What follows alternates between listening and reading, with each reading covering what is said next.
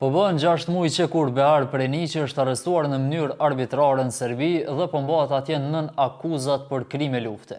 E në këtë kohë familja Preniqi, respektivisht vëllai dhe motra e të arrestuarit, kanë kërkuar ndihmë financiare për mbulimin e shpenzimeve procedurale dhe mbrojtjen ligjore për Beharin. Gjendja familjes tonë është rënduar dhe nuk kemi mundësi financiare për të përballuar shpenzimet e avokatit dhe shërbimet të nevojshme ligjore, e shuma që kërkohet për mbrojtjen ligjore është e papërballueshme për familjen tonë, kanë shkruar në Facebook vëllai i Behar Preniqit. Ndërsa ndihmë për vëllain ka kërkuar edhe motra e tij, e cila ka publikuar edhe llogarinë bankare ku mund të kontribojë secili. Behar Preniqi u arrestuar në kufi me Serbinë dhe po akuzohet për krime lufte, ani pse i njëjti gjatë kohës së luftës ishte fëmijë, kishin thënë më herët familjarët e tij. Arrestimi edhe më pas burgosja e Preniqit është në vazhden e shumë ndalimeve të shtetasve kosovar që po bën Serbia ndër vite.